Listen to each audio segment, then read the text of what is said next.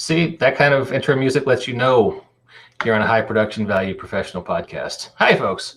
Welcome to the BAMF podcast. I'm your host, Mike Lafferty, and this is the Writers Chat Thursday. It used to be Writers Chat Wednesday because we like the alliteration, but no one was making it on a Wednesday. Someone did the Thursday. It's working out much better. And with us today is Eric Bloat from Bloat Games. How are you doing, sir? I'm doing awesome. Thanks for having me on again, Mike. Always a pleasure, sir. And directly below Eric in the Brady Bunch grid is J.R. Hanley, science fiction author. How you doing, J.R.? I'm doing outstanding. Now, if you really want to be high class, you need to sing the intro. So, like, warm those pipes up beforehand and just belt it out for us. Is it even better if I beatbox, or is that worse?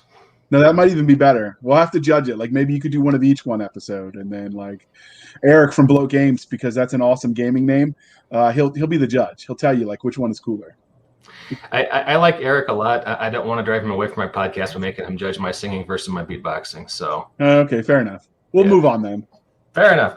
Segue to Eric's latest project on Kickstarter, We Die Young RPG. Congratulations on your success. As we were saying pre-show, you smashed that goal hard, and 2 weeks left to go. So congrats on that. Thank you. Yeah. I'm very excited with how things are going so far. Been getting a lot of coverage that's really helped out, and to be able to fund that, and especially to be able to offer the $1 PDF, for pandemic relief to help some people out to get into gaming a little cheaper. It's really been a great experience so far, and I look forward to these next 2 weeks of it.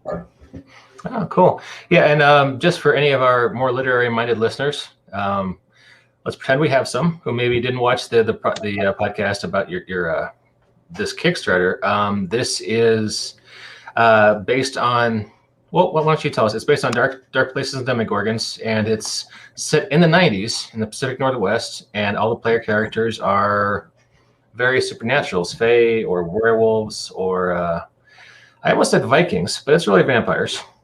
And getting into hijinks and dealing with supernatural problems up there in the Great Pacific Northwest. And it just looks like a lot of fun. And this is all based on D20, right? It is. It's a D20 system. So if you played really any version of Dungeons and Dragons, you'll be able to pick the game up and immediately know what's going on. And everything will look familiar to you, just with various little tweaks that make it makes it our own. And Eric is very, very humble, and he won't tell you this, but people of a certain age will get to dust off all their 90s lingo that they haven't been able to use. So like they can have their Big Mac attack and, roll some dice. Exactly. I'm racking my brain trying to remember 90s lingo. That's the only one that came to mind. That's because I'm fasting right now. I guess you could fire up your Netscape browser, log on to AOL, talk to your Coven or IRC chat rooms. Is that 90s enough? I feel like it's not 90s enough. Or you could do the You've Got Mail and do the AOL. Oh, exactly. I forgot about that. All right. Hey, and in addition, Eric also, like lots of us on this podcast, does RPGs and dabbles in fiction. And I don't know if this was your only foray into fiction, but Tales from Vigilante City was a tie-in to Vigilante City, your RPG. And this was a big anthology. It was, yeah. It was. It's our first fictional anthology, which we do plan to do more. This was something that was started by myself and James Spahn. We kind of had a conversation about wouldn't it be cool to do something along this, and it's really something I've always wanted to get into. I'm known for writing RPG books, but for as long as I can remember, since I was a little kid, I've always wrote stories. So I'm a writer myself. So I have a great affinity for other writers and especially short stories. That's something that's always kind of drifted my way, and I've found myself indulging in both reading and writing. And so this was a way to tie in with our Vigilante City RPG, and then also be able to offer some short fiction to people who are interested. How many stories are in there? Let's see, caught me off guard, but I believe that there is 7. Okay. So standard length for a short story, about 10,000 words each? Yes. We put a minimum on this, a minimum expectation of 2,000 words, and so yeah, they're about 7,000. James Spahn, his story I think came in at about 33,000 words. Yikes. So there's definitely a wide range, and then this will be something that will continue. There'll be further tales from Vigilante City in the future as time allows me to to focus on projects that aren't directly RPGs. That's a decent sized book. Is that $10 for the paperback book? $10 for the paperback. Yes. Oh, that's affordable. You're practically giving that away. That was the idea. Yeah, I really I was able to work with some up and coming writers, several of which turned in really good manuscripts who had never been published before, and so I really wanted to be able to showcase them. This wasn't a venture necessarily to go in and try to make back a ton of money on this project. It was more a place to feature up and coming authors who I thought needed their voices heard. Okay, it's probably 300 pages of goodness for $10. Can't beat it. Well, hey, how would you compare? I mean, you do a lot of work with RPGs. You're one of the busiest guys I know in the industry. How would you compare that to the workflow of creating an anthology? Writing the short story. I'm guessing you have one in there, and I'm guessing you did most of the editing and curating of the collection yourself. No, actually, I had assistance from Michelle Lee, who is she's also a person who's worked for Bloat Games as far as writing RPGs and stuff like that. She writes a lot of her own and self-publishes her own fiction stories. So I brought her on board. She did the heavy lifting as far as the editing went. The curation was all through me, and I actually didn't put my own story in there in this issue because I really didn't want. I wanted to take the focus off of me per se, and really be able to focus on the lesser known individuals who had amazing stories in there. So my work isn't in here, but as far as the workflow of doing it, it's a little more. It's easier as far as the layout and stuff like that. That part comes very easy. The editing is about the same, but it was definitely a very scaled down version of what you have to do with an RPG as far as not having to deal with mechanics and balancing things. All that goes out the window, and so it makes for a very enjoyable experience as a publisher. There's no play testing. Right, exactly. It's just got to meet, my standards, and as long as everything does, then we can move forward with it. Well, cool. Well, sweet. So there's going to be a volume 2 coming out this year or next, maybe? Probably next year. Yeah, there'll definitely be a volume 2, and there's also going to be a tie-in that we're going to have for Dark Places and Demigorgons. So, and with that one, we're probably looking to do more of. It'll be anthology based, but it'll be more zine style. So we're looking for that possibly being one of our Kickstarters for Zine Quest next year. Oh, like a fiction zine? Fiction zine, yeah. Okay. Would you have RPG elements tying it in, or just straight fiction like they did with Tales from Vigilante City? There'll be RPG elements tying that one in, so it'll be couple like 2 to 3 stories depending on the length, and then at the back we'll have whatever monsters are used statted out and available for anybody who wants to run that particular scenario type for your gaming group. That's pretty cool. Yeah, I've got similar ideas. Trying to put together a zine myself, sort of that same idea. You got a short story with possibly an associated RPG element in back. So fun. Well, hey, like I said, you're like the busiest guy I know in terms of just sheer volume that you put out on a regular basis. And one thing all writers struggle with is how do you get the words on the page. You mentioned before you write very quickly.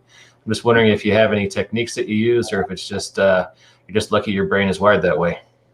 A little bit of both. I do consider myself very lucky. I don't get frozen much I think a lot of people get hung up on with getting writer's block, and they get so focused on finishing one thing that they don't move on. What I do is usually anytime on my desktop, you're going to find between 5 to up to 12 open documents, and there'll be different projects and different variation or various stages of development. Mhm. And if I get frozen on one, I literally just move right to the next one in line and start working on it. And that helps me to continue to be productive while I'm still stewing on and trying to work out how to get the one that stumped me going. So there's no downtime. I don't lose time by waiting on an idea, essentially. That is a good tip. JR, you write a lot too. You got several books on up for sale. Do you have similar techniques that you use, or just kind of plow through it? What's your strategy? Just sort of plow through it. I never understand the idea of writer's block because I never have a problem where I don't have enough ideas. I have too many. Mhm. So the issue is more like beating them back so you can focus on the one you want to write. So yeah, and then of course making the time to write. Life sometimes gets in your way, but you just got to push through it. Yeah, I've been working on a short story now for about a month, maybe a month and a half, and I've been like trying to get up early at 4 and getting an hour before I go to the gym. And some days it happens, some days it doesn't. But you have good days and not so good days. Did you find any challenges working in the superhero genre just in prose, Eric? Because it's a very visual medium.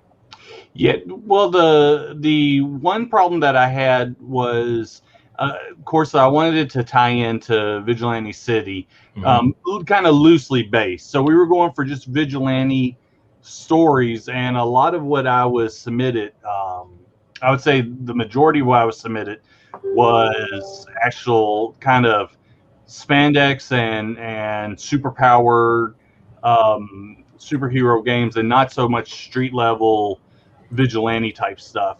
And so there was a lot of conversations that were had to help hone people into what I thought this project should be and should focus on, versus a lot of people saw Vigilante City and just assumed any superhero story would work, and we were definitely going for a specific subgenre of superhero stories. Yeah, we had you on talk. Go ahead, JR. So more Batman, less Superman? Definitely. More Batman, less Superman, exactly. Yeah. Yeah, we had you on to talk about this game, and actually I think we played a demo session. I think my internet died during that day, and speaking of internet's being dead, if anyone's wondering, Walt is getting his internet changed over today, which is why he's not here. And our other usual co-host for Writers Chats, Ryan Danks, his sisters came and kidnapped him for a birthday lunch. Wow. So happy birthday, Ryan. We'll get you next week. But yeah, this is very specifically inspired by superhero cartoons of the 90s, especially Teenage Mutant Ninja Turtles and Batman Animated Adventures. Yes. So and everyone listening, they know they heard that in their head, the song Turtles in a Half Shell. Well, you really do want singing on this podcast, don't you, JR? Help me. I apologize for everything.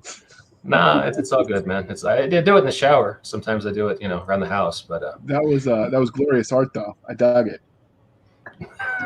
Yeah, that art was done by a artist named Runehammer, who's also makes incredible RPG games and supplements. But his art is killer. I love it. Yeah, he does index card RPG, which has been kind of a big splash the last couple of years. So. Hey, there's a dog. Sorry. He wants to go for his walk because we're doing that when we're done. No worries. So Eric, a lot of the guys we talked to in this podcast are like Ryan Danks did Jade Punk a few years ago. I remember that. He's been trying to make the segue over to writing nonfiction, writing fiction. Are you thinking about similar career path for yourself, or are you just more trying to do writing fiction as a sideline to your thriving RPG empire?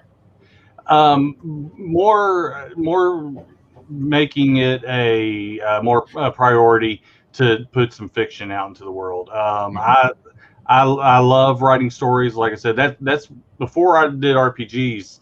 That was what kind kind of really got me going. So I'll definitely be in the future writing and self-publishing some stuff, possibly even doing the route of traditional publishing. But the goal is to never give up RPGs because I love it. But just to have time to do both, really.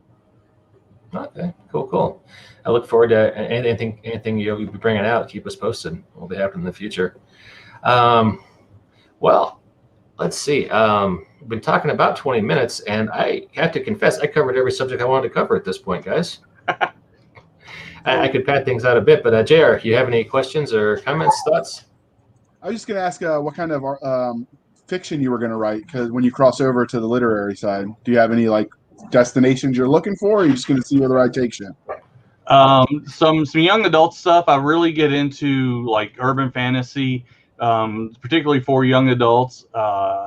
That's definitely on something I want to do. And then also kind of a subgenre that really doesn't get, I don't think get as much service as it should, is superhero fiction, like original superhero that's not based on pre-existing licenses or IPs, by like DC, Marvel, and any of them. I think there's a real place for those type stories to be told in standard fiction. So those are where my heart lies. Here we had a few writers on in the past talking about some of those, and it's well, a lot of us. I mean, I'm guessing you grew up like me, watching those kind of cartoons and reading comic books regularly. And the dream is always there to make a comic book, but the less achievable dream is finding an artist who's willing to illustrate that comic book with you. And right, that can be a real challenge. But yeah, there is if you go on Amazon Kindle, those kind of places, there is a burgeoning market for prose superhero fiction. I know of off the top of my head, Jeff Haskell and CC Akeke tell superhero fiction with their own sort of universe that they created. So there's definitely a market for it because they're certainly doing okay on the ranking. Awesome. Yeah, we had Jeff Haskell on, I want to say late last year. And I know, the guy from the Wearing the Cape RPG, Marion Harmon, good guy. He is, actually, that might be right in your wheelhouse, Eric, because it's young adult superhero fiction. And I want to say he got 6 or 7 books in that series. I'll have to check that out for sure. Yeah. So, but yeah, interesting stuff. But I'm sure with your, the degree to which you generate words, I think that's not going to be much of a challenge for you. Just look forward to what you come up with. Any closing thoughts or anything else? We'll point people to the Kickstarter one last time, and you got 2 weeks left on that. Once again, that is We Die Young. There on Kickstarter, 2 weeks left. Get on it because Eric makes good games. This should be a lot of fun. Thank you. And you should also go to check out the Fandango Games Kickstarter. Buy them both. That just ended like an hour ago, but thanks. Man, I'm always $1 late and an hour short or something like that. Oh, it's all good. We did very well, but yeah, that just wrapped up. I want to say about an hour or two ago. So yeah, well, then throw all of your money at Eric. He wants it all. I'll take it. All right, fair enough. Well, Eric, always a pleasure talking to you, JR.